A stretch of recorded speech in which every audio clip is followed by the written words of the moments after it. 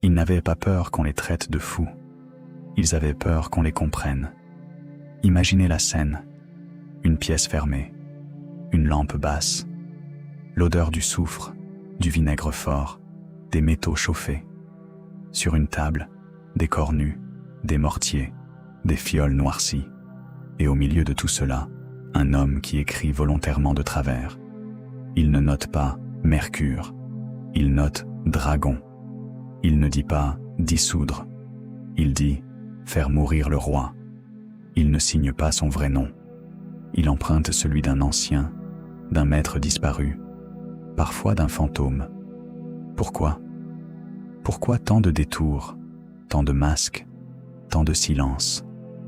Parce que l'alchimie n'a jamais été seulement une histoire d'or. C'est le premier piège. Et c'est précisément le piège que les alchimistes ont laissé au monde. Nous avons retenu la caricature, des vieillards obsédés par la fabrication de l'or, des laboratoires enfumés, des recettes absurdes, des symboles ridicules, pratiques, confortables, rassurants. On peut rire, refermer le dossier, passer à autre chose. Sauf que derrière cette image, il y a une réalité beaucoup plus dérangeante. Pendant plus de 1000 ans, de l'Égypte gréco-romaine jusqu'aux cours princières de l'Europe moderne, des savants, des médecins, des artisans, des moines, des astrologues, des traducteurs et même des hommes comme Isaac Newton ont consacré une part immense de leur vie à cette discipline. Pas quelques marginaux, des esprits puissants, des gens méthodiques, des gens capables de mathématiques, de médecine, de travail expérimental. Alors il faut poser la question correctement. Qu'est-ce qu'ils protégeaient vraiment ? Pour comprendre leur silence, il faut d'abord sortir d'une idée trop simple. L'alchimie ancienne, qu'elle soit grecque, arabe, persane ou latine, ne se réduit pas à transformer le plomb en or. Oui, la chrysopée, la fabrication de l'or, existe bien dans les textes. Oui, certains y ont cru sincèrement. Oui, d'autres ont sans doute menti. Mais dans les manuscrits les plus sérieux, on voit autre chose apparaître. Une interrogation sur la structure de la matière, une recherche de médicaments puissants, une fascination pour la purification, une intuition obstinée. Ce qui se passe dans le four se passe aussi dans l'homme. Et c'est là que le secret commence. Car si vous êtes un alchimiste du XIIIe, du XIVe ou du XVIe siècle, vous travaillez sur des substances qui ne pardonnent pas. Le mercure empoisonne, l'arsenic tue, l'antimoine détruit à petite dose avant de détruire tout à fait. Les vapeurs métalliques attaquent les poumons. Les acides brûlent la peau, les yeux, les instruments, parfois les murs eux-mêmes. Les traités arabes puis latins ont perfectionné la distillation, la sublimation, la calcination, la dissolution. Ce ne sont pas des gestes innocents. Derrière le langage symbolique, il y a de vrais risques physiques. Un mauvais protocole et le laboratoire devient piège. Un apprenti stupide et tout explose. Ou pire, quelqu'un meurt lentement sans comprendre pourquoi. Alors oui, les alchimistes cachaient leurs procédés pour une raison très simple. Donner certaines recettes à n'importe qui revenait à mettre du poison entre les mains d'un enfant. Nous avons tendance à imaginer le secret comme une stratégie théâtrale. Parfois, il était juste une mesure de survie. Mais ce n'est encore qu'une couche. La seconde est politique. Au Moyen Âge et au début de l'époque moderne, la promesse de fabriquer de l'or n'est pas seulement une curiosité intellectuelle. C'est une menace potentielle pour l'ordre économique et une tentation constante pour les puissants. Si quelqu'un prétend pouvoir produire un métal noble en quantité, il attire les princes, les banquiers, les évêques, les espions et les bourreaux. Certains souverains finançaient les alchimistes, d'autres les emprisonnaient. Souvent, c'étaient les mêmes. Le pape Jean XXII, au début du XIVe siècle, publie une bulle célèbre contre ceux qui promettent de fabriquer l'or sans rien montrer de réel. Le titre lui-même sonne comme une gifle. Ils promettent ce qu'ils ne montrent pas. Cela vise les fraudeurs, bien sûr, mais pas seulement. Le message est clair. Celui qui joue avec la transmutation joue aussi avec la confiance publique, la monnaie, l'autorité. Si vous êtes alchimiste à cette époque, vous marchez sur un fil. Un prince peut vous traiter comme un trésor vivant un lundi, puis comme un faussaire le jeudi suivant. Alors vous faites quoi? Vous écrivez en code. Vous remplacez les noms des substances par des images. Le lion vert, l'aigle, le corbeau, le roi rouge, la reine blanche, le dragon qui dévore sa queue, la salamandre qui vit dans le feu, le rubis, cette figure double, moitié homme, moitié femme, qui résume l'union des contraires. On dirait un carnaval de créatures impossibles. En réalité, ce bestiaire sert à plusieurs choses à la fois. Il masque les opérations aux yeux des profanes. Il aide la mémoire. Il transmet des nuances qu'un simple mot technique n'exprime pas toujours. Et surtout, il sélectionne le lecteur. Si vous comprenez littéralement, vous êtes exclu. Si vous savez que le dragon n'est peut-être pas un animal, mais une matière corrosive, un principe volatile ou un état du mélange, alors la porte commence à s'entr'ouvrir. Voilà pourquoi tant de textes alchimiques sont presque insupportables à lire. Ils n'étaient pas écrits pour être immédiatement compris. Ils étaient écrits pour résister. Prenez les traditions attribuées à Jabir ibn Hayyan, immense nom de l'alchimie arabe, même si l'œuvre dite jabirienne est en réalité un vaste ensemble composé sur une longue durée. On y trouve une chose qui revient constamment. Le savoir ne doit pas être livré à l'indigne. Même logique chez certains auteurs grecs tardifs, comme Zosime de Panopolis, qui mêle vision, métaphore, opérations de laboratoire et transformations intérieures. Le lecteur moderne s'agace. Il veut une recette propre, une formule, un tableau, un résultat. Eux répondent par un rêve, un symbole, une énigme. Ce n'est pas de l'incompétence, c'est un verrou. Et maintenant, la question devient plus grave. Pourquoi avait-il si peur du lecteur indigne? D'un homme maladroit? D'un escroc? D'un rival? Oui, mais pas uniquement. Ils avaient aussi peur d'une compréhension amputée. Car une grande partie de l'alchimie repose sur une idée qui a traversé les siècles sous des formes différentes. La matière et l'âme ne sont pas séparées aussi brutalement qu'on le croit. La purification du métal n'est pas simplement un phénomène matériel. Elle reflète, accompagne ou exige la purification de l'opérateur lui-même. C'est là que beaucoup décrochent. Et pourtant, c'est au cœur du problème. Dans de nombreux textes médiévaux et renaissants, l'alchimiste n'est pas seulement un technicien. Il doit être patient, équilibré, discret, moralement stable. Non pas par piété décorative, mais parce que le désordre intérieur fausse l'œuvre. Pour un esprit moderne, cela peut sembler mystique, vague, naïf. Mais dans l'univers mental ancien, c'est cohérent. Si le cosmos tout entier est tissé de correspondances, alors l'homme qui agit sur la matière engage plus que ses mains. Il engage son état entier. Et c'est précisément ce type d'idée qui devient dangereux dans un monde d'autorités religieuses jalouses de leurs frontières.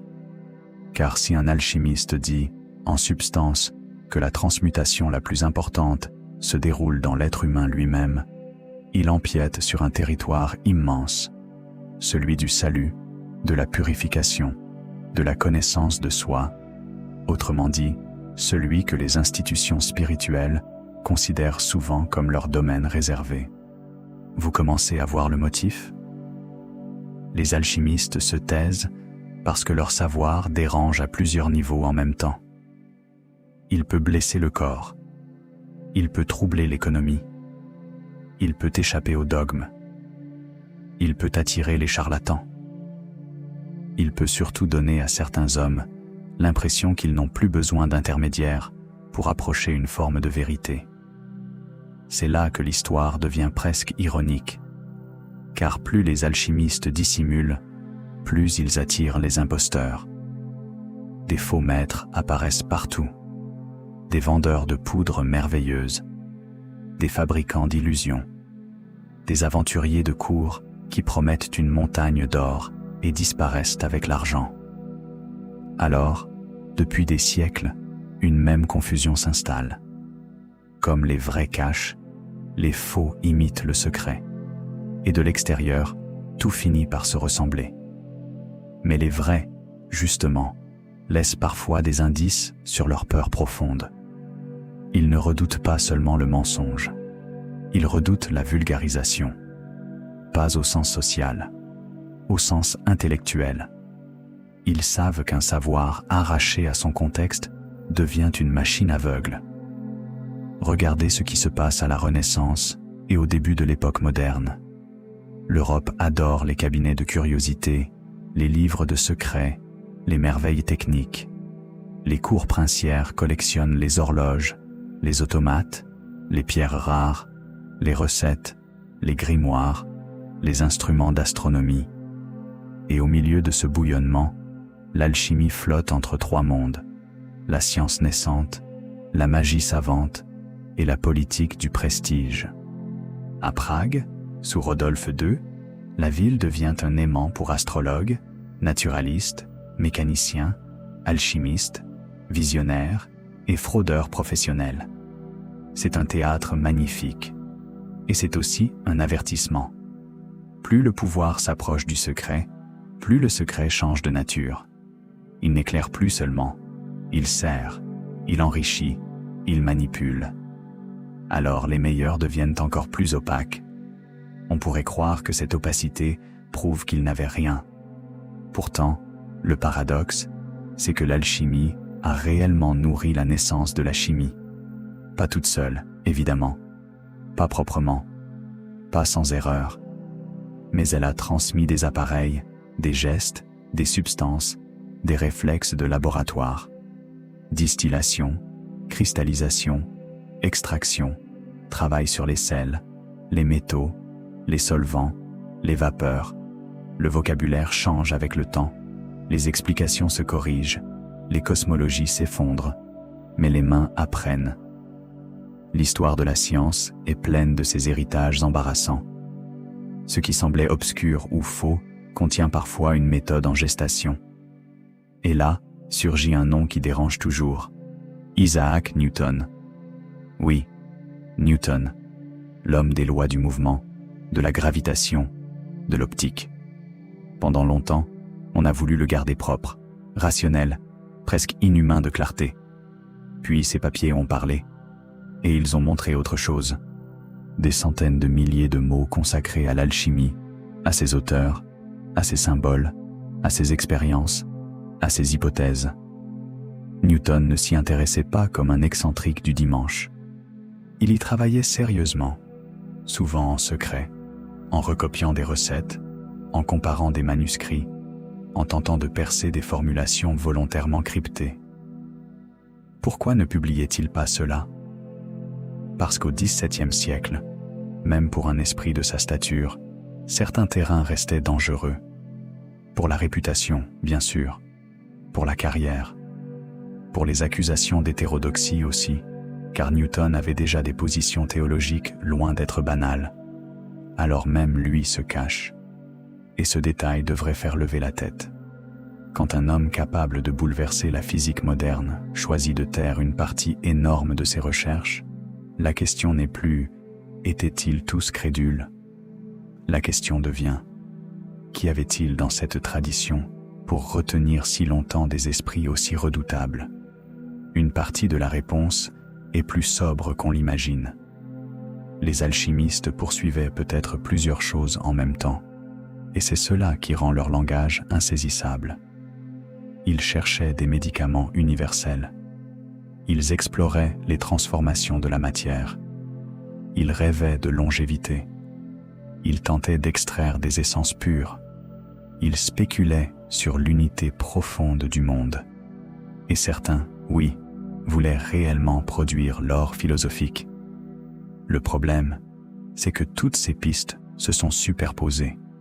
Quand il parle de soleil, parle-t-il du métal noble, d'un principe actif, d'un état de perfection ou d'une expérience précise au feu? Parfois les quatre à la fois. Le secret n'était donc pas seulement une porte fermée. C'était aussi un langage à plusieurs étages. Et voici le tournant le plus étrange. Ce langage semble avoir été conçu non pour empêcher toute transmission, mais pour empêcher la transmission rapide. Nuance capitale. Il ne voulait pas toujours cacher à jamais. Il voulait ralentir. Forcer le lecteur à travailler, comparer, expérimenter, se tromper, revenir, purifier sa pensée en même temps que ses substances. En d'autres termes, l'obscurité n'était pas toujours un rideau. C'était parfois un test. Voilà pourquoi certains manuscrits donnent presque tout sans jamais donner la clé finale. Ils décrivent les opérations, mais déplacent un nom. Ils exposent le symbole, mais changent une couleur. Ils révèlent une étape, mais masquent le moment exact. C'est exaspérant, et peut-être volontairement. Comme si les auteurs disaient « Le savoir brut n'aide pas celui qui n'a pas encore les yeux pour le lire ». Bien sûr, il ne faut pas idéaliser. L'alchimie n'est pas un royaume pur peuplé seulement de sages silencieux. Il y a des manipulations, des mensonges, des fanfaronnades, des trucages. Les princes se sont fait duper. Des fortunes ont été perdues, des vies aussi. Mais c'est précisément ce mélange qui rend l'histoire difficile. Quand un domaine attire à la fois des génies, des mystiques, des artisans de laboratoire et des escrocs superbes, on est tenté de tout jeter. C'est humain. Et c'est peut-être ce qui a permis à une partie du vrai savoir de survivre, noyé dans le ridicule. Car le ridicule protège parfois mieux qu'un coffre. Pendant que le public se moque de la pierre philosophale, des techniques passent d'un atelier à l'autre. Pendant que les théologiens condamnent les excès, des médecins héritent de préparations minérales plus efficaces que certains remèdes traditionnels. Pendant que les courtisans rient du « vieux fou qui veut faire de l'or », des bibliothèques recopient des schémas, des tables, des symboles, des observations. Le savoir ne disparaît pas.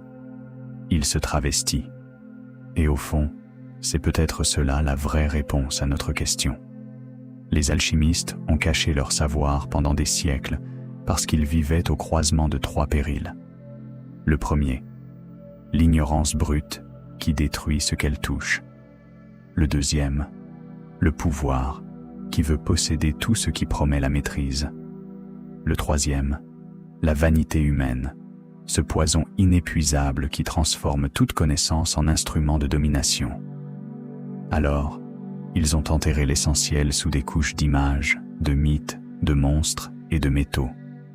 Le dragon n'était pas là pour faire joli. La salamandre n'était pas un caprice de copiste. Le roi rouge, la reine blanche, l'enfant philosophique, le corbeau, le lion, l'androgyne couronné, tout ce peuple étrange avait une fonction. Il gardait la porte. Il obligeait à lire lentement. Il rappelait qu'aucune transformation digne de ce nom n'est simple et qu'aucune puissance offerte à un esprit immature ne reste longtemps entre de bonnes mains. Et maintenant, regardez le monde moderne avec cette idée en tête. Nous aimons croire que tout savoir doit circuler immédiatement, intégralement, sans filtre, parce que la transparence serait en elle-même une vertu suffisante. Eux pensaient l'inverse. Certaines connaissances exigent une discipline intérieure, sinon elles se retournent contre l'homme. Qui avait raison? La question est moins simple qu'elle en a l'air, car après tout, qu'est-ce qui terrifiait tant ces hommes? La recette perdue de l'or? Ou quelque chose de plus profond? La découverte que la matière obéit à des lois qu'on ne peut approcher sans être soi-même transformé? Peut-être que leur plus grand secret n'était pas une formule. Peut-être que c'était une conclusion dérangeante, presque insupportable. L'homme qui veut commander à la nature sans se commander lui-même finit toujours par tout corrompre, y compris son propre savoir. Et si c'est cela qu'ils ont compris, alors leur silence n'était pas de la lâcheté. C'était un verdict. Le plus troublant, c'est que ce verdict n'a peut-être jamais cessé d'être actuel. Nous avons changé les laboratoires, changé les mots, changé les blues, changé les instruments. Nous avons remplacé les dragons par des équations, les corps nus par des réacteurs, les emblèmes par des protocoles. Mais la vieille question, elle, n'a pas bougé d'un millimètre. Qu'arrive-t-il quand une puissance réelle tombe entre des mains qui n'ont pas grandi assez vite pour la porter? Les alchimistes ont peut-être caché leur savoir pour protéger leur époque, ou pour nous avertir de la nôtre. Et le pire, c'est que plus on les lit, plus une idée s'impose. Ils ne se sont peut-être jamais demandé « Le monde est-il prêt à connaître notre secret ?» Ils se demandaient plutôt « Le monde est-il prêt à payer le prix humain de ce secret ?» C'est beaucoup plus inquiétant, parce qu'un secret technique se vole, un secret spirituel se trahit, mais un secret qui oblige celui qui l'approche à devenir autre chose qu'il est. Voilà le genre de choses qu'on enterre profondément, très profondément, et qu'on ne confie qu'à voix basse, à demi-mot, au bord du feu, dans une langue que seuls les patients peuvent entendre. Et justement, derrière certaines images, derrière certaines recettes absurdes, derrière certains manuscrits qui semblent délirer, il y a une phrase muette que les alchimistes n'ont cessé de répéter sans jamais l'écrire clairement. Le danger n'est pas dans la matière, il est dans celui qui la touche. C'est peut-être pour cela qu'ils se taisaient. Et c'est peut-être pour cela que leur silence, des siècles plus tard, parle encore. Et puis, il y a eu le feu. Pas le feu symbolique des gravures, pas la flamme noble du four philosophique, mais le vrai feu, celui qui dévore les ateliers, les bibliothèques, les hommes, et jusqu'aux noms gravés sur les portes. Parce qu'à force de parler du secret comme d'un jeu d'initié, on oublie une chose brutale. Dans certains siècles, cacher son savoir n'était pas une coquetterie intellectuelle. C'était la condition minimale pour rester vivant. Revenons un instant à Alexandrie, non pas celle des cartes postales, mais celle des manuscrits, des ateliers, des écoles, où les traditions grecques, égyptiennes et orientales se heurtaient et s'embrassaient en même temps. C'est là, dans ce carrefour étrange, qu'une partie de la vieille alchimie prend forme sous une langue nouvelle.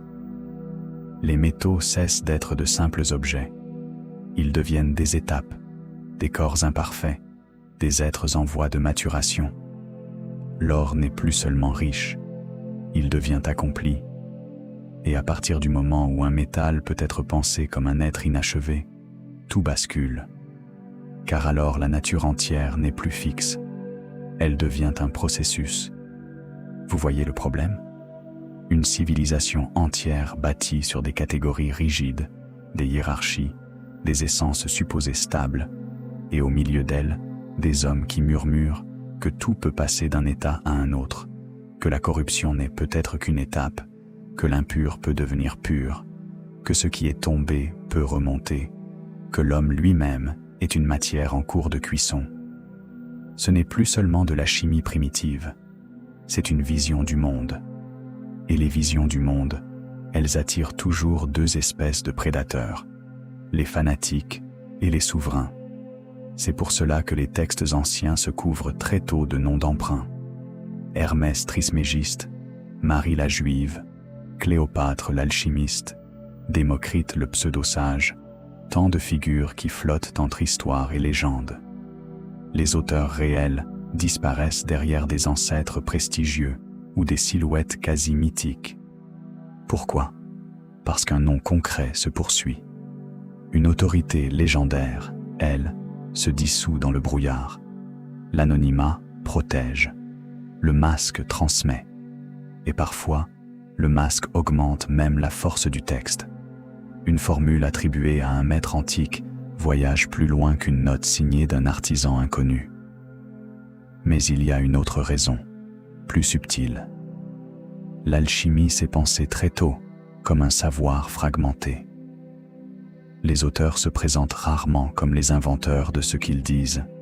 Ils sont les dépositaires d'une chaîne. Ils ont reçu, recopié, recomposé, corrigé, crypté à leur tour. Ils ne possèdent pas le secret. Ils le gardent provisoirement. Et cela change tout, car on ne traite pas de la même façon une découverte personnelle et un dépôt confié. Celui qui croit détenir une information privée peut la publier pour la gloire. Celui qui se voit comme gardien se demande d'abord à qui il a le droit de la remettre.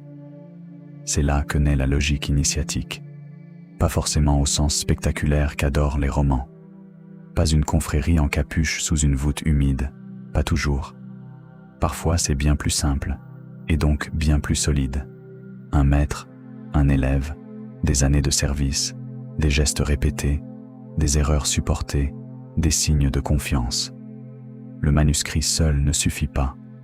Sans l'œil du maître, l'élève ne voit pas le détail qui change tout, la nuance de couleur au fond du vase, l'odeur exacte au moment de la séparation, le silence étrange qui précède une réaction, la manière de chauffer sans brutaliser. Voilà encore une raison pour laquelle les alchimistes cachèrent leur savoir, parce qu'ils savaient que l'écriture trahit les arts de la main. Essayez de l'imaginer. Un texte dit « Chauffez doucement jusqu'à ce que la matière noircisse comme un corbeau fatigué sous la pluie ». Ce n'est pas absurde. C'est une tentative de transmettre une expérience que la langue technique de l'époque ne s'est pas encore fixée précisément. Aujourd'hui, nous voulons des degrés, des temps, des tableaux. Eux avaient les yeux, l'odorat, l'habitude, la métaphore. L'image n'était pas seulement une décoration. Elle remplaçait parfois l'instrument manquant. Alors, fatalement, le secret se mêle à la technique. On ne peut pas tout dire. Et même quand on le dit, tout ne passe pas. Puis le centre du monde savant se déplace. Une partie de cet héritage traverse les siècles, glisse vers le monde islamique, s'y transforme, s'y enrichit. Bagdad, Koufa, Damas, Le Caire. La circulation du savoir n'est pas propre, pas rectiligne, mais elle est immense. Les traducteurs travaillent, commentent, corrigent. Les traités se multiplient, les opérations se précisent. L'appareil conceptuel devient plus robuste. On classe, on observe, on discute la nature des corps, les esprits, les sels, les équilibres, les affinités. Et là encore, le secret reste central. Pourquoi ? Parce que dans cette tradition aussi, le savoir puissant n'est pas supposé être livré sans examen moral. Plusieurs auteurs insistent sur le fait que l'alchimie ne doit pas tomber entre les mains de l'avide, du tyran, du profane impatient. Cela peut sembler aristocratique, presque méprisant. Mais derrière cette posture, il y a l'expérience répétée d'une catastrophe. Dès qu'un homme entend « or », il cesse d'écouter le reste. Et c'est probablement la grande malédiction de l'alchimie. Elle cherche plus large, plus profond, parfois plus intelligemment que la légende ne le dit, mais le mot « or » empoisonne tout. Il attire les cupides. Il simplifie les textes. Il déforme les intentions. Il transforme une tradition composite en machine à fantasmes. Puis vient l'Europe latine, les traductions, Tolède, les ponts entre mondes, les manuscrits qui changent de langue comme on change de peau. Et soudain, l'Occident chrétien reçoit non seulement Aristote, la médecine, l'astronomie, les mathématiques, mais aussi tout un continent de spéculation sur la matière. L'alchimie ne débarque pas comme un ovni. Elle s'insère dans un immense mouvement de récupération du savoir. Mais elle porte une charge explosive particulière. Elle promet des résultats visibles. Un théologien peut tolérer longtemps un débat abstrait. Un prince peut ignorer une querelle subtile entre commentateurs. Mais un homme qui affirme pouvoir purifier les métaux, fabriquer des remèdes extraordinaires, prolonger la vie, raffiner la nature plus vite qu'elle-même, celui-là devient aussitôt un problème public. D'où la double attitude des pouvoirs. On protège et on surveille. On finance et on menace. On invite à la cour et on fait garder la porte. Combien d'alchimistes ont fini dans une prison, ruinés, humiliés, parce qu'un protecteur voulait des miracles plus vite que le laboratoire n'en produit. Bien plus qu'on ne le raconte. Et pas seulement des charlatans. Des hommes réellement instruits, réellement laborieux, parfois simplement trop lents pour satisfaire la cupidité d'un mécène. Le secret, là encore, devient une défense. Moins le prince comprend, plus il dépend. Plus il dépend, plus l'alchimiste garde une marge. C'est cynique? Oui, mais c'est aussi un réflexe de survie dans un monde où le savoir attire les chaînes autant que les bourses. Et il faut dire un mot d'un personnage fascinant dans cette histoire. Paracelse. Pas parce qu'il résume tout, mais parce qu'il incarne le tournant. Chez lui, l'alchimie ne vise plus seulement la transmutation métallique. Elle entre dans la médecine, dans la compréhension du corps, des maladies, des signatures naturelles. Il renverse les autorités, provoque, scandalise, écrit dans une langue plus vive, plus tranchante, parfois presque agressive. Pour lui, le laboratoire doit servir à guérir autant qu'à spéculer. Et pourtant, autour de lui aussi, l'obscurité persiste. Pourquoi ? Parce que même lorsqu'elle se médicalise, l'alchimie continue d'affirmer qu'il existe des principes cachés derrière l'apparence des choses. Elle prétend lire le monde autrement. Et cela ne cesse jamais d'inquiéter. Surtout quand la religion se crispe. Il faut se souvenir dans quel climat vivent beaucoup de ces auteurs. Réforme, contre-réforme, procès d'hérésie, censure, index, querelle doctrinale. Dès qu'un langage ressemble trop à une voie de salut parallèle, les soupçons apparaissent. Or, l'alchimie parle de renaissance, de purification, de mort initiatique, de corps glorieux, de lumière intérieure, de résurrection de la matière, d'union du haut et du bas. Difficile, dans un tel contexte, d'éviter les regards obliques. Même lorsqu'un texte ne veut parler que d'opérations matérielles, son vocabulaire déborde vers le spirituel. Et parfois, franchement, il le cherche. C'est là qu'entre en scène une autre grande raison du secret. L'alchimie a longtemps servi de refuge à des pensées qu'on ne pouvait pas exposer frontalement. Pas toujours, pas partout, pas chez tous les auteurs, mais assez souvent pour que le motif revienne. Sous le voile des métaux, on parle parfois de l'homme. Sous la dissolution d'une crise intérieure, sous la conjonction du soleil et de la lune, de la réconciliation des contraires dans l'âme, sous la pierre d'un centre caché. Le lecteur pieux y voit une aide symbolique à la compréhension. Le lecteur audacieux y voit peut-être une voie de transformation non entièrement soumise à l'institution. Et voilà le danger. Car un savoir qui dit à l'homme « Tu peux participer toi-même à ton propre perfectionnement par connaissance, discipline et expérience », ce savoir devient vite suspect dans un monde où d'autres structures veulent garder le monopole du chemin. C'est pour cela que tant d'ouvrages semblent marcher sur deux jambes à la fois. Un pied dans le laboratoire, un pied dans le sanctuaire. Ni entièrement science, ni entièrement religion, ni pure magie, ni simple artisanat. Une zone intermédiaire. Et les zones intermédiaires effraient toujours plus que les camps clairement identifiés, parce qu'elles traversent les frontières au lieu de les respecter. Alors les auteurs écrivent comme s'ils se parlaient à travers des murs. Ils sèment des acrostiches. Ils utilisent des alphabets cachés. Ils modifient l'ordre des étapes. Ils publient des gravures plus éloquentes que les phrases, mais ces gravures elles-mêmes sont des labyrinthes. Regardez certaines images du XVIe et du XVIIe siècle. Des rois sont décapités puis réassemblés, des couples royaux se dissolvent dans un bain, des squelettes sortent du ventre de la terre, des oiseaux noirs deviennent blancs puis rouges, des fontaines jaillissent dans des jardins clos, des enfants naissent d'un mariage impossible. On croit feuilleter un rêve fiévreux. En réalité, on lit un langage. Pas un langage facile, évidemment. Un langage conçu pour se fermer sur l'œil pressé. Et ce n'est pas un hasard si beaucoup de ces livres apparaissent à l'époque de l'imprimerie. Plus l'écrit circule vite, plus le code se raffine.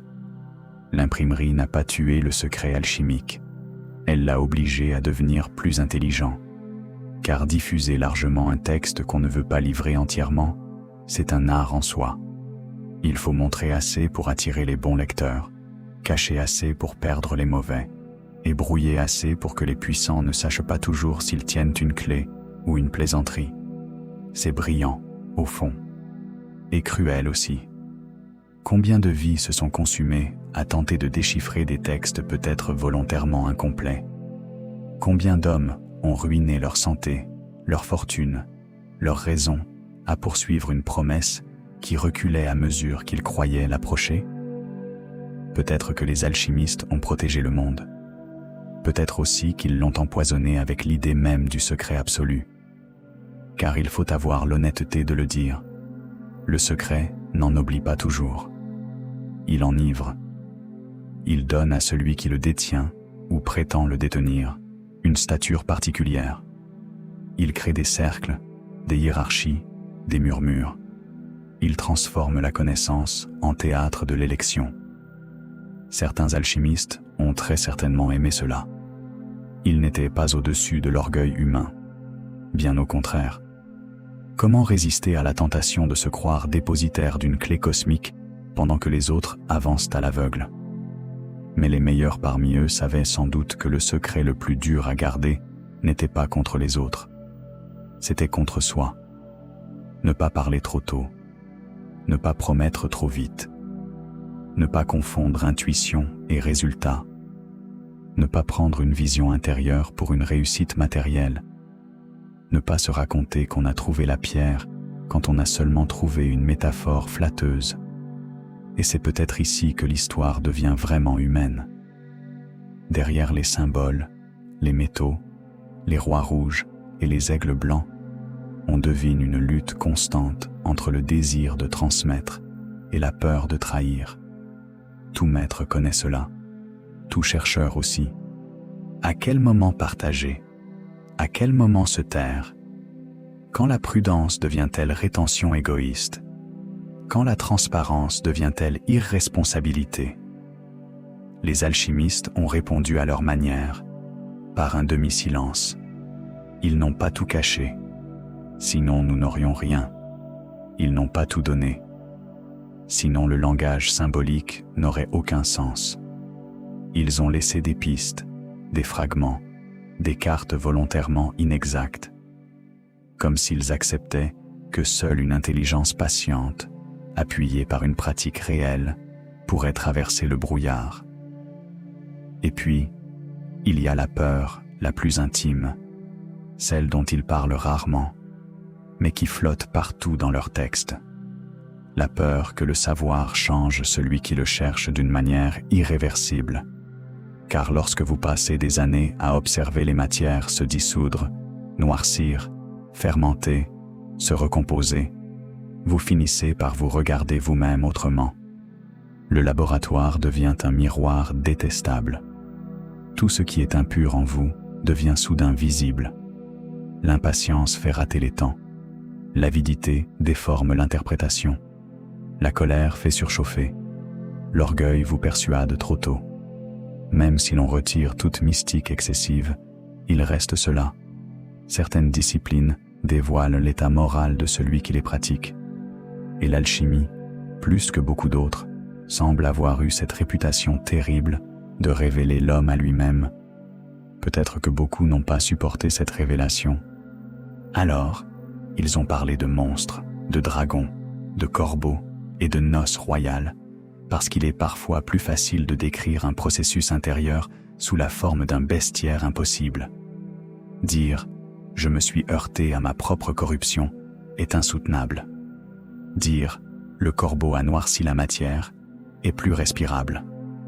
Voilà pourquoi leur langue est si étrange. Elle protège autant l'auteur que le lecteur. Et à force de la regarder de près, une hypothèse naît, inconfortable, presque ironique. Et si le grand secret des alchimistes n'avait jamais été une recette perdue, mais une pédagogie de la transformation lente? Et si leur véritable savoir consistait moins à faire de l'or qu'à empêcher l'esprit humain de réduire toute puissance à un simple profit? Cela expliquerait tout.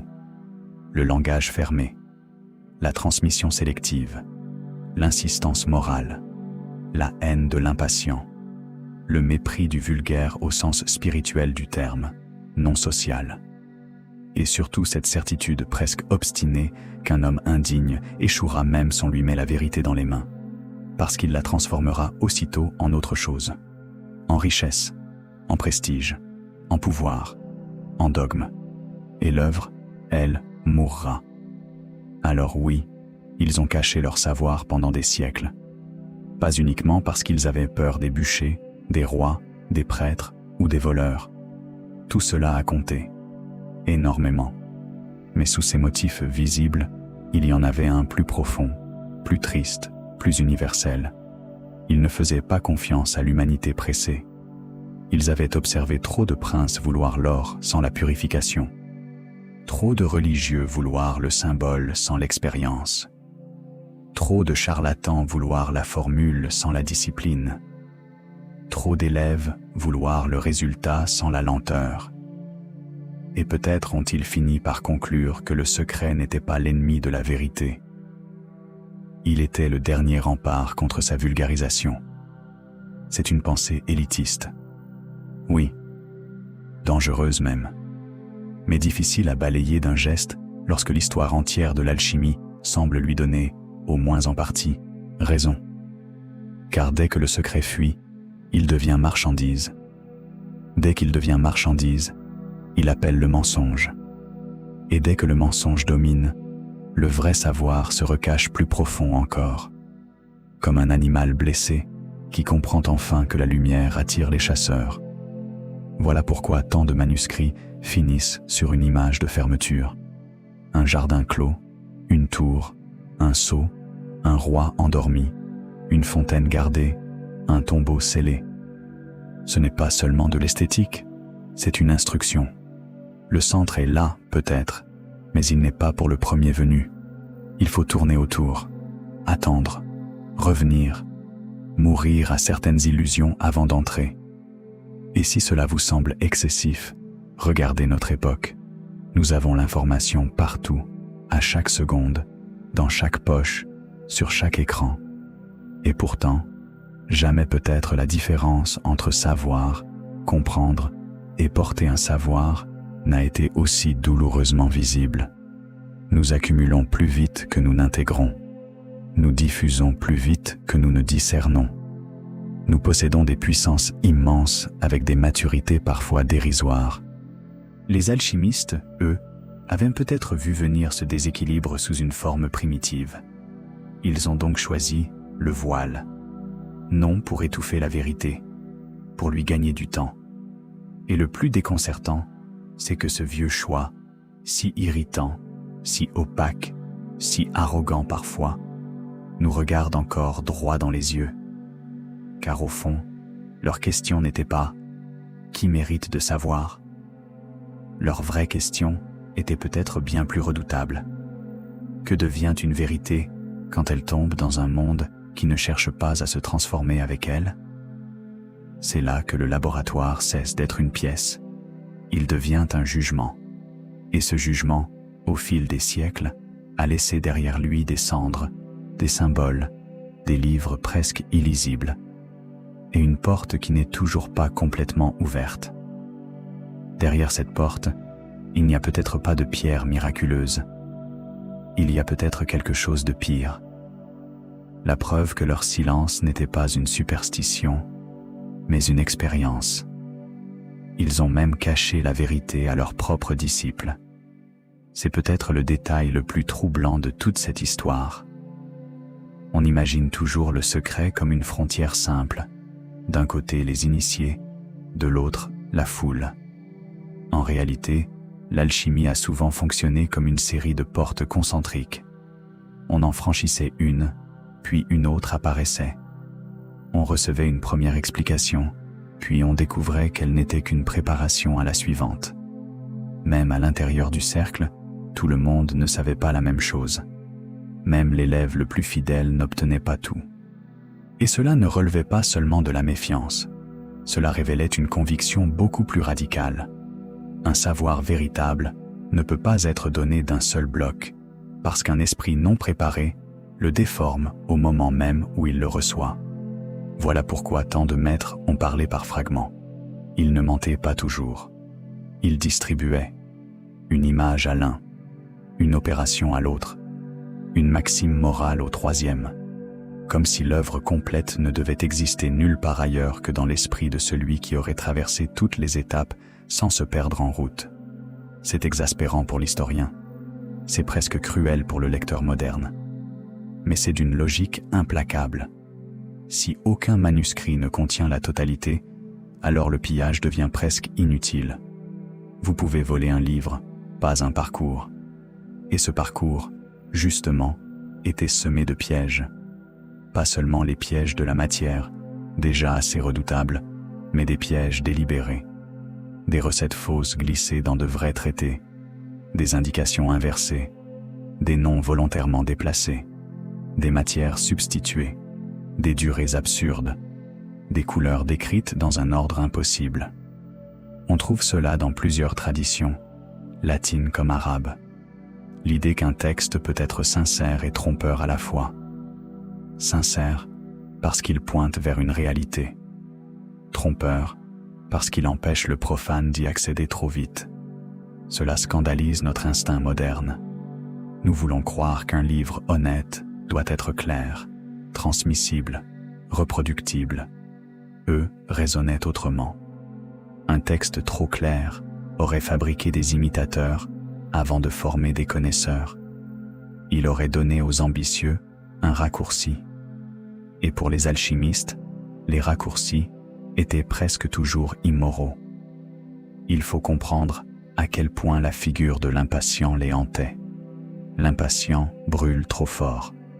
L'impatient ouvre trop tôt. L'impatient tire une conclusion sur une demi-réaction. L'impatient confond l'apparition d'une couleur avec l'achèvement de l'œuvre. L'impatient veut le rouge avant d'avoir traversé le noir. Et dans le langage alchimique, cette erreur n'est pas seulement technique, elle est existentielle. Vouloir la perfection sans passer par la décomposition, c'est mentir à la nature. C'est pourquoi les vieux auteurs parlent si souvent de putréfaction, de mort, de corruption préalable. Rien de noble là-dedans, rien de brillant. D'abord la chute, l'obscurité, le mélange informe.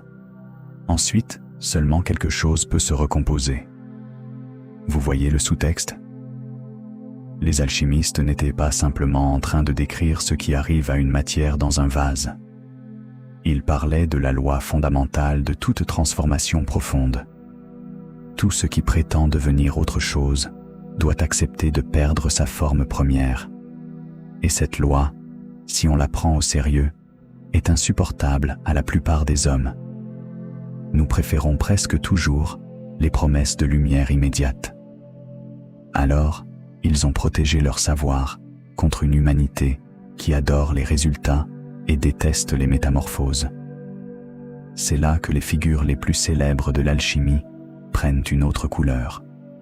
Nicolas Flamel, par exemple, a été transformé par les siècles en personnage de légende, presque en machine à fantasmes. Libraire parisien dans les récits tardifs, possesseur d'un livre mystérieux, voyageur, déchiffreur, homme qui aurait finalement percé le secret de la pierre et atteint une forme d'abondance surnaturelle. Le problème, c'est qu'autour de Flamel, l'histoire réelle et la fabrication postérieure se sont tellement mêlés qu'il devient impossible de séparer totalement l'homme du mythe. Mais cette confusion elle-même dit quelque chose d'important. L'alchimie produit du brouillard autour de ceux qu'elle touche.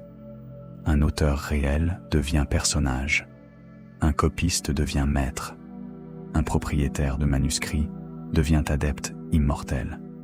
Comme si le secret rayonnait après coup et remodelait les biographies. Pourquoi cela arrive-t-il si souvent? Parce que l'alchimie ne protège pas seulement des procédés. Elle fabrique des doubles. Une vie publique, une vie cachée, un nom civil, un nom hermétique, un texte simple, un texte profond, une lecture pour les naïfs, une autre pour les patients. À force, même les individus deviennent des symboles.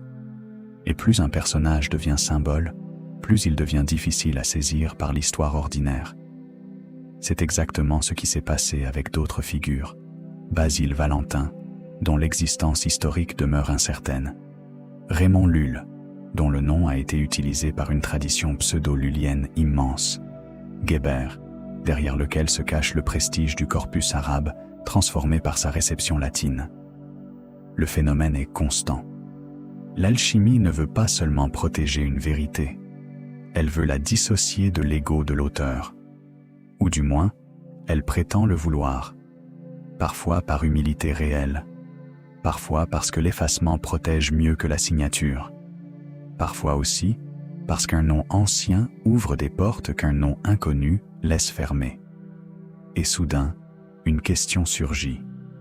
Et si l'anonymat n'était pas seulement défensif? Et si c'était aussi une manière de dire que le savoir alchimique n'appartient jamais complètement à celui qui le formule?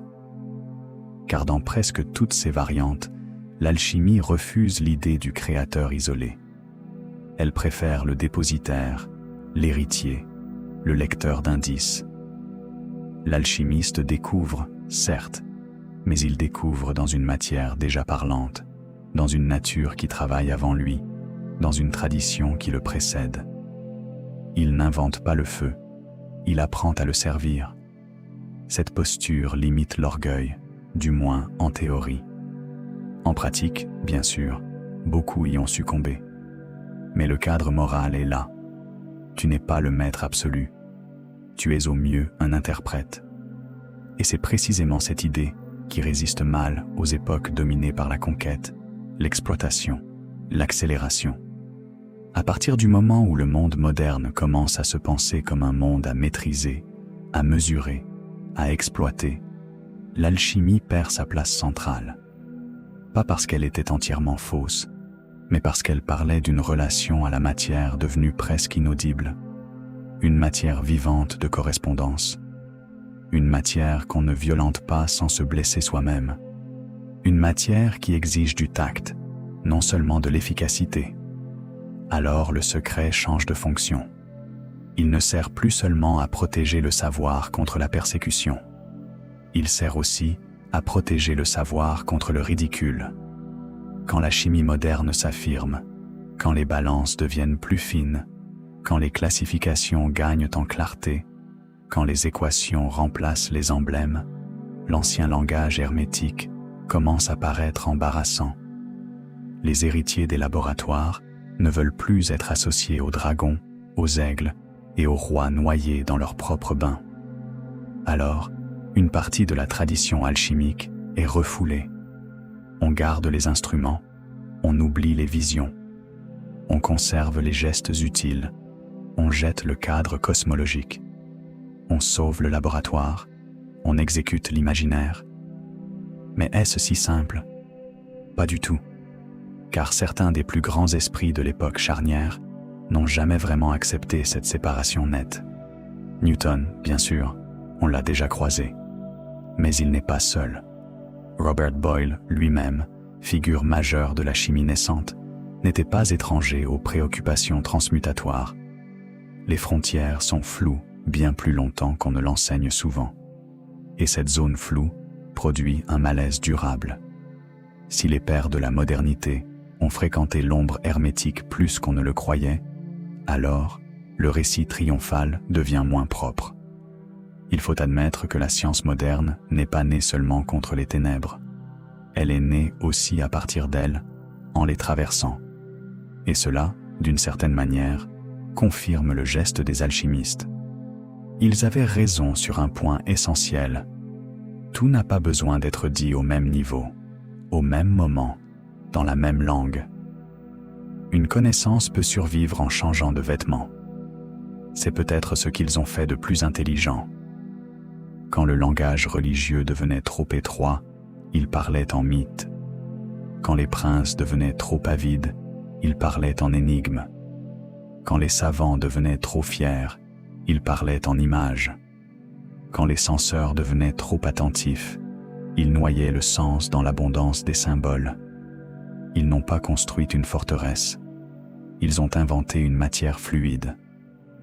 Le savoir alchimique se retire, se condense, se dissimule, puis réapparaît ailleurs, sous une autre forme, dans une autre bouche. Regardez la médecine ésotérique. Regardez certaines traditions rosicruciennes. Regardez la littérature hermétique de la Renaissance tardive. Regardez même certaines formes de mystique chrétienne où l'on parle de feu intérieur, de dissolution du vieil homme, de naissance d'un corps nouveau. Tout n'est pas alchimie, bien sûr, mais l'imaginaire circule. Des fragments passent, comme si le langage du laboratoire avait colonisé en secret d'autres territoires de l'esprit. Et il y a là quelque chose d'inconfortable pour les gardiens de frontières. Car un savoir qui circule sans institution fixe est très difficile à neutraliser. Vous pouvez condamner un livre. Beaucoup plus difficile de condamner une métaphore quand elle s'est déjà glissée dans 10 traditions différentes. Vous pouvez interdire un atelier. Vous ne pouvez pas empêcher une image de voyager. Et les alchimistes l'avaient compris. L'image est plus résistante que l'argument. Elle passe sous les portes. C'est probablement pour cela qu'ils ont tant aimé les gravures, les emblèmes, les suites visuelles. Dans certaines séries iconographiques, tout semble presque narratif. Le roi meurt, le corbeau apparaît, la blancheur surgit, l'union a lieu, l'enfant naît, le rouge accompli couronne le tout. On peut lire cela comme une fantaisie. On peut aussi y voir une carte mnémotechnique d'une œuvre impossible à formuler nûment. Et dans les deux cas, l'image continue son travail. Même mal comprise, elle s'accroche, elle hante, elle attire le regard bien après que le texte a été oublié. Mais il existe encore une couche plus profonde du secret, et c'est peut-être la plus déchirante. Les alchimistes savaient que les mots échouent précisément là où commence l'expérience. Non pas l'expérience de laboratoire seulement, mais l'expérience intérieure que certains décrivent à demi-mot.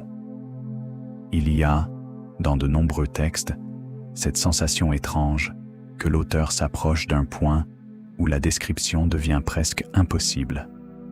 Il bascule alors dans la prière, dans l'exclamation, dans la fable, dans la poésie, parfois dans l'obscurité totale. Le lecteur impatient crie à la fraude. Peut-être parfois a-t-il raison, mais pas toujours. Il existe réellement des choses qu'une langue ordinaire, surtout avant la stabilisation scientifique moderne, peine à transmettre sans les déformer. Alors comment faire? On entoure, on suggère, on désigne par analogie, on crée un théâtre symbolique pour approcher un phénomène qui résiste à l'énoncé direct. C'est frustrant, mais profondément humain. Les mystiques ont fait pareil. Les poètes aussi. Les musiciens n'ont même que cela, la forme plutôt que la définition. Peut-être que l'alchimie, à son niveau le plus haut, touchait des zones de l'expérience où la recette cesse d'être suffisante. Et à ce moment-là, le secret n'est plus une stratégie sociale. Il devient presque une nécessité ontologique. On se tait parce qu'on ne peut pas parler complètement sans trahir. Ou alors, on parle en sachant qu'on sera mal compris. Entre les deux, les alchimistes ont choisi la troisième voie. Parler assez pour inviter, pas assez pour dissiper le mystère. Ce choix a coûté très cher. il a alimenté des siècles de confusion. Il a permis aux charlatans de prospérer dans leur sillage. Il a transformé un continent de pratiques en marécage d'interprétations contradictoires. Mais il a peut-être aussi empêché la réduction totale d'un savoir multiforme à quelques recettes appauvries. Et nous touchons ici au cœur du paradoxe. Les alchimistes ont caché leur savoir pour le sauver, mais ce geste a aussi contribué à le perdre. Le sauver des tyrans, des prêtres trop sûrs d'eux, des courtisans cupides, des élèves indignes. Le perdre dans le brouillard, les contrefaçons, les copies dégradées, les commentaires délirants, les bibliothèques brûlées, les transmissions interrompues. C'est une tragédie lente. Ils ont construit une langue pour résister au temps. Cette langue a résisté, oui, mais elle a aussi résisté à nous. Et pourtant, quelque chose a survécu. Pas peut-être la recette finale, si tant est qu'elle ait jamais existé sous une forme unique. Pas la pierre au sens simpliste que l'imaginaire populaire adore. Ce qui a survécu, c'est une intuition. Une intuition extraordinairement tenace. Le réel est plus transformable qu'il n'y paraît. Mais celui qui veut participer à cette transformation doit accepter d'être transformé lui-même. Voilà la phrase cachée derrière des siècles de métaphores. Voilà peut-être le véritable noyau. Comprenez alors pourquoi ils ont tant filtré leurs disciples. Un homme qui veut seulement produire, accumuler, dominer, trahira inévitablement cette intuition. Il réduira l'œuvre à un rendement. Il voudra le pouvoir sans la métamorphose. Il fera exactement ce que les vieux auteurs détestaient par-dessus tout. Utiliser la nature sans entrer en alliance avec elle. C'est ici que l'alchimie cesse d'être une vieille bizarrerie historique. Elle devient un miroir très contemporain. Nous savons décomposer, recombiner, extraire, accélérer, synthétiser à une échelle que ces hommes n'auraient pas même osé rêver. Mais sommes-nous devenus plus sages que ceux qu'ils craignaient? Voilà la vraie question. Et plus on y pense, moins la réponse rassure. Peut-être que leur secret n'était pas dirigé contre l'ignorance de leur époque. Peut-être qu'ils visaient l'éternelle immaturité du pouvoir humain. Alors ils ont choisi la lenteur. Ils ont choisi les détours. Ils ont choisi le langage qui fatigue les avides.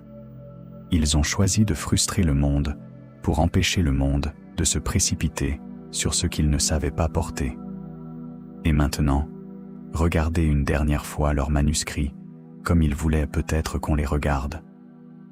Non pas comme des coffres pleins d'une formule manquante, mais comme des machines de tri. Si vous n'aimez que le résultat, ils vous repoussent. Si vous méprisez la symbolique, ils vous perdent. Si vous manquez de patience, ils vous humilient. Si vous cherchez seulement l'or, ils vous donnent du brouillard. Mais si vous acceptez d'être ralenti, désorienté, travaillé par ce que vous lisez, alors quelque chose commence. Pas encore la réponse, pas encore la pierre, pas encore le centre, seulement une fissure dans votre manière habituelle de vouloir savoir. Et peut-être que c'était cela, depuis le début, leur plus grand secret. Non pas cacher un objet, mais fabriquer une épreuve. Une épreuve qui sépare celui qui désire posséder de celui qui consent à être changé. C'est pour cette raison qu'ils ont laissé tant de portes entr'ouvertes sans jamais les ouvrir tout à fait. Parce qu'au bout de la dernière, il n'y avait peut-être pas un trésor. Il y avait un jugement sur celui qui entre. Et dans ce jugement, une question attendait depuis des siècles, silencieuse, intacte, plus dangereuse encore que l'idée de fabriquer l'or. Que se passerait-il si le véritable grand œuvre n'était pas une matière transfigurée, mais un être humain devenu impossible à gouverner par la peur? Et pourtant, malgré tous leurs voiles, leurs symboles, leurs serments, leurs métaphores, quelque chose a fini par filtrer. Pas une formule complète, pas un manuel miraculeux, pas la fameuse pierre posée quelque part dans un coffre, attendant que le premier chanceux la découvre comme on trouve une clé oubliée au fond d'une poche. Ce qui a filtré, c'est plus dérangeant. Une manière de regarder le monde. Une manière de comprendre la matière, l'esprit, le temps, et surtout le lien entre le désordre visible et l'ordre caché. Et plus on approche de ce noyau, plus on comprend que les alchimistes n'ont peut-être jamais caché leur savoir uniquement pour le protéger des autres. Ils l'ont aussi caché pour le protéger d'une chose bien plus dangereuse, sa transformation en dogme. Car c'est ce que l'humanité fait sans arrêt avec ce qu'elle ne comprend qu'à moitié. Elle découpe, simplifie, fige, transforme une méthode en religion, une intuition en système, une image vivante en doctrine morte. Or l'alchimie, à son niveau le plus profond, résiste précisément à cela. Elle ne supporte pas d'être immobilisée. Elle parle de circulation, d'union des contraires, de passage, de fermentation, d'épreuve, d'équilibre instable. Elle n'est à l'aise ni dans les certitudes trop propres, ni dans les frontières trop rigides. Elle ne dit pas « voilà la vérité, gardez-la dans une boîte ». Elle dit plutôt « si tu veux approcher le vrai, prépare-toi à changer de forme ». Et cette phrase, dans presque toutes les époques, a quelque chose d'insupportable, parce qu'elle retire à l'homme une illusion très confortable, celle de pouvoir posséder une vérité sans en payer le prix intérieur. C'est peut-être pour cela qu'une grande partie de l'héritage alchimique a survécu là où on ne l'attendait pas. Dans les cabinets d'emblèmes, oui. Dans certaines écoles ésotériques, évidemment. Mais aussi dans les contes, dans les visions mystiques, dans la littérature, dans la peinture, dans les cathédrales intérieures de certains penseurs qui n'utilisaient même plus le mot « alchimie », tout en continuant de parler sa langue sans le savoir. Regardez la structure de tant de récits, la chute, la nuit, la décomposition, l'épreuve, la purification, la réconciliation, la renaissance. On dirait la logique la plus universelle de l'expérience humaine. Les alchimistes l'ont simplement formulée avec des fourneaux, des métaux et des images de rois décapités. Et c'est là que tout devient fascinant. Peut-être que leur plus grand secret n'était pas technique, mais anthropologique. Peut-être avaient-ils compris quelque chose de très simple et de très cruel. L'être humain veut toujours les fruits de la transformation, mais presque jamais la transformation elle-même. Nous voulons la clarté, mais pas la confusion qui la précède. Nous voulons la sagesse, mais pas le feu qui brûle les illusions. Nous voulons le remède, mais pas l'amertume. Nous voulons l'or, mais pas la longue noirceur d'où il est censé naître. Alors les alchimistes ont construit un langage qui humilie cette impatience, un langage qui fait obstacle, un langage qui oblige celui qui approche à ralentir, à douter, à revenir, à recommencer. Et plus on y pense, plus ce choix ressemble à une stratégie de défense contre une humanité toujours tentée par la vitesse. Leur secret n'était pas une serrure, c'était un frein. Il faut maintenant regarder le symbole le plus célèbre de toute cette tradition, la pierre philosophale. Depuis des siècles, on l'a réduit à un objet de fantasme, une poudre rouge, une teinture merveilleuse, un principe caché qui transformerait les métaux vils en métaux nobles et, selon certaines versions, guérirait les maladies et prolongerait la vie. Mais à mesure qu'on lit les textes avec attention, une chose devient presque évidente. La pierre n'est pas seulement une chose. Elle est un point d'arrivée, une condensation, une image de l'achèvement. Et cet achèvement concerne autant l'opération que l'opérateur. Autrement dit, même si une dimension matérielle a pu exister dans certaines pratiques, la pierre, dans l'imaginaire alchimique le plus dense, ressemble moins à un produit qu'à une victoire sur la séparation. Elle unit ce qui semblait incompatible, le fixe et le volatile, le soufre et le mercure, le rouge et le blanc, le ciel et la terre, le corps et l'esprit, le masculin et le féminin, le visible et l'invisible. Elle n'est pas seulement puissante, elle est réconciliatrice. Et voilà précisément pourquoi elle devait être cachée. Parce qu'un monde bâti sur la division ne peut recevoir sans violence un symbole d'unité véritable. C'est trop simple à dire? Peut-être. Mais regardez l'histoire. Les religions se déchirent, les écoles se combattent, les royaumes s'écrasent, les savants méprisent les mystiques méprisent les savants, les artisans cachent leurs méthodes, les puissants achètent ou persécutent. Et au milieu de tout cela, des alchimistes murmurent qu'il existe un principe commun derrière les contraires.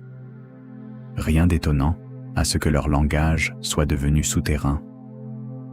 Une idée pareille n'entre pas facilement dans les structures de domination. Elle les gêne, elle les contredit même. Car si le réel est profondément tissé d'analogies, si les contraires ne sont pas des ennemis absolus, mais des pôles à unir, alors toute pensée fondée sur l'exclusion totale commence à se fissurer. Et ce n'est pas seulement une question de spiritualité, c'est une question de pouvoir. Un homme qui comprend réellement que l'opposition pure est souvent un stade immature de la compréhension, devient plus difficile à entraîner dans les guerres saintes, les haines de principe, les simplifications brutales. Il devient moins maniable. Voilà peut-être ce qui rendait l'alchimie si ambiguë aux yeux des autorités. Elle pouvait servir des princes, oui. Elle pouvait promettre richesse, remède, prestige. Mais au fond d'elle-même, elle portait aussi une vision du monde dangereusement indépendante. Une vision dans laquelle l'homme n'est ni seulement un sujet, ni seulement un croyant, ni seulement un technicien. Il est un médiateur, un être placé au point de tension entre matière et esprit, un être capable de participer à l'œuvre de transformation, mais à condition de ne pas s'y comporter comme un conquérant. Et dites-vous bien que cette idée n'a rien perdu de sa force, peut-être même qu'elle est plus explosive aujourd'hui qu'hier, car nous vivons dans une civilisation extraordinairement puissante, mais moralement essoufflée. Nous savons séparer les éléments, réécrire le vivant, manipuler l'énergie, extraire les ressources, modéliser l'invisible. Nous savons faire à très grande échelle ce que les alchimistes n'auraient aperçu qu'en rêve. Et pourtant, une question les aurait probablement terrifiés. Avons-nous progressé dans l'art de porter ce pouvoir sans nous dégrader nous-mêmes? Ils auraient peut-être répondu non. Pire encore, ils auraient peut-être dit que notre monde représente exactement ce qu'ils craignaient.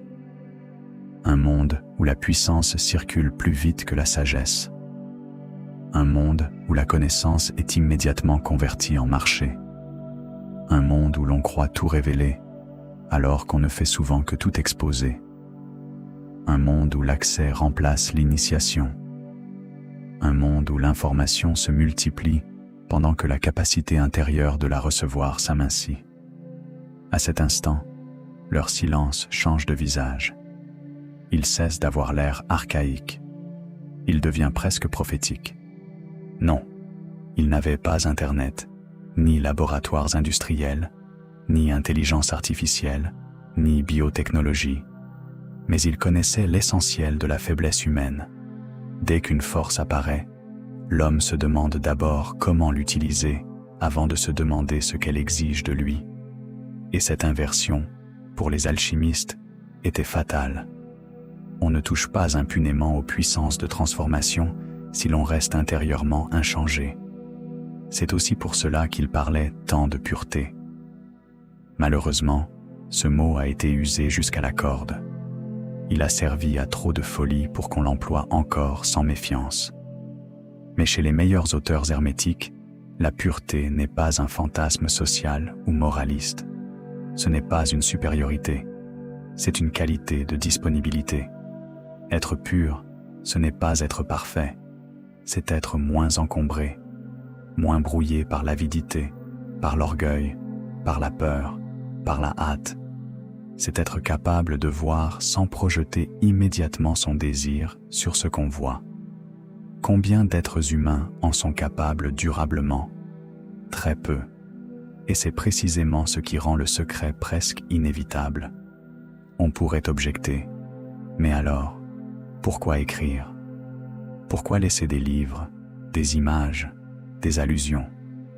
Pourquoi ne pas tout emporter dans la tombe?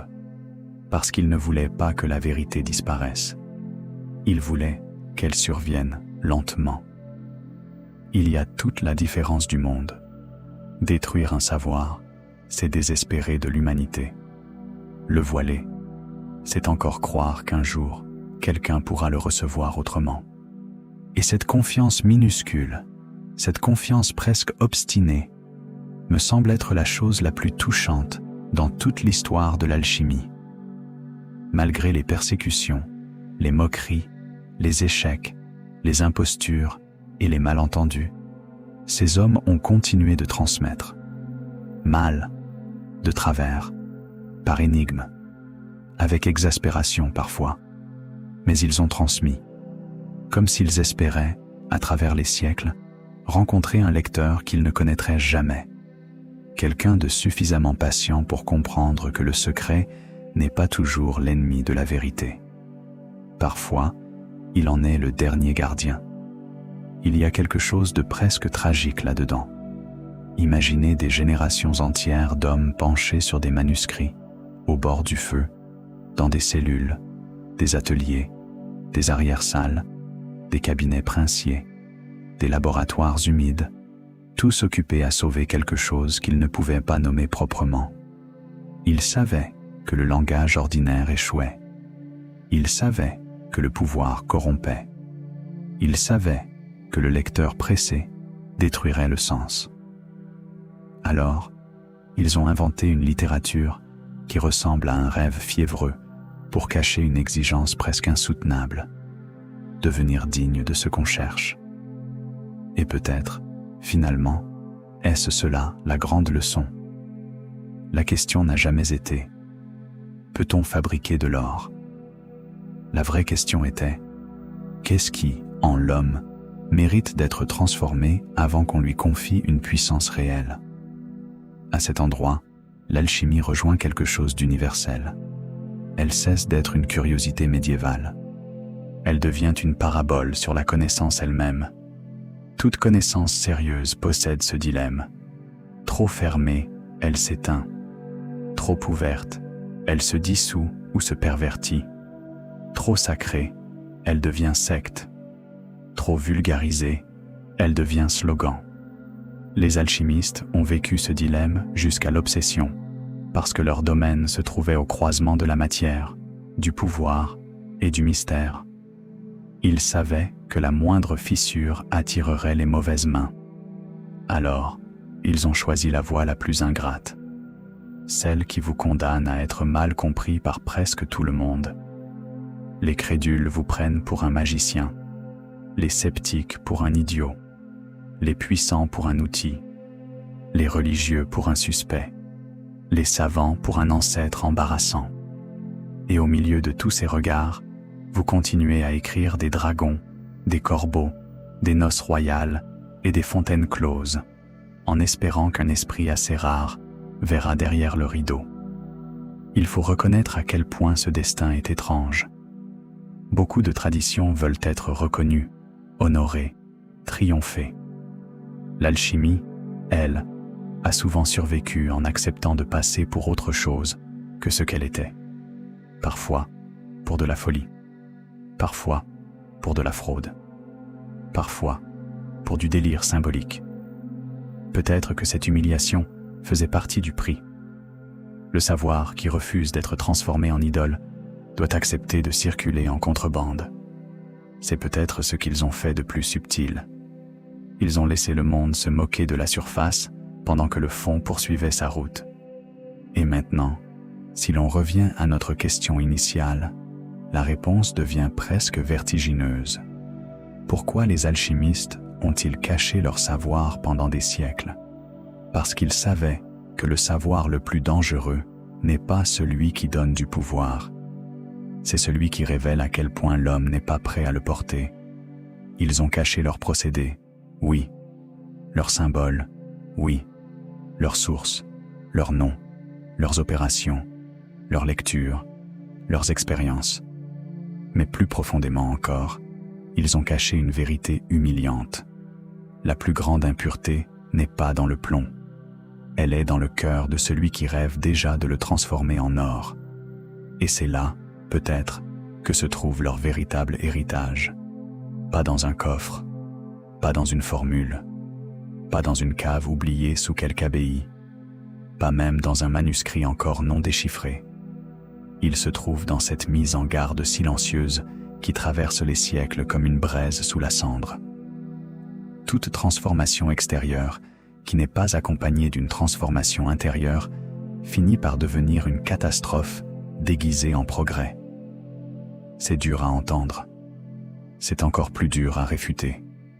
Alors, quand nous regardons leurs gravures, leurs athanors, leurs symboles de soleil noir, leurs rois morts puis ressuscités, leurs créatures hybrides, leurs unions impossibles, nous avons tort de demander seulement « Que voulait-il obtenir ?» Il faut aussi demander « Qu'essayait-il d'empêcher ?» Et peut-être que la réponse est là depuis le début. Ils essayaient d'empêcher le savoir de tomber trop vite entre les mains de l'homme ordinaire en chacun de nous. Cet homme qui veut prendre avant de comprendre. Cet homme qui veut maîtriser avant de se maîtriser. Cet homme qui confond lumière et domination. Cet homme qui appelle révélation ce qui n'est souvent qu'une nouvelle manière d'exploiter.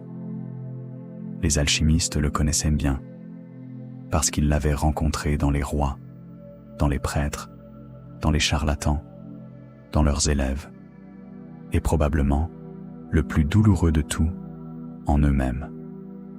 Voilà pourquoi leur silence n'était pas seulement une technique de protection, c'était une ascèse, une discipline contre la tentation permanente de livrer trop tôt ce qui ne devait venir qu'après maturation.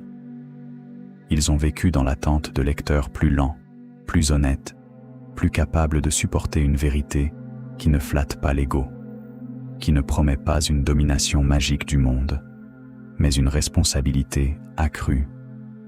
Et c'est peut-être là, dans cette attente, que leur voix rejoint soudain la nôtre. Parce qu'au fond, nous aussi, nous vivons à une époque de secrets mal portés, de révélations précipitées, de puissance sans profondeur, de promesses techniques qui devancent de plusieurs siècles notre maturité morale.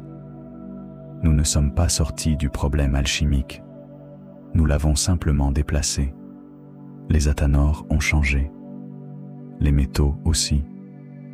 Mais la question est restée exactement la même. Qu'est-ce qu'un être humain fait d'une force qui pourrait le dépasser? Si cette plongée vous a troublé, alors c'est peut-être bon signe. Cela veut dire que derrière les vieilles images poussiéreuses, derrière les symboles qu'on croyait morts, quelque chose continue de respirer. Quelque chose qui ne demande pas qu'on y croie aveuglément, mais qu'on ose le regarder sans ironie trop facile. Parce qu'au fond, l'alchimie ne nous parle peut-être pas d'un passé révolu. Elle nous parle d'une loi permanente. Toute vraie connaissance a un prix, et ce prix n'est presque jamais seulement intellectuel. Merci d'avoir suivi cette traversée jusqu'au bout. Si cette histoire vous a captivé, si elle a allumé chez vous une question, une gêne, ou cette étrange sensation qu'il existe sous la surface du monde, une couche plus ancienne, plus dense, plus silencieuse que tout ce qu'on nous raconte d'habitude, alors restez avec moi pour les prochaines explorations. Prenez soin de votre curiosité. C'est peut-être la seule flamme qui mérite vraiment d'être gardée. À très bientôt.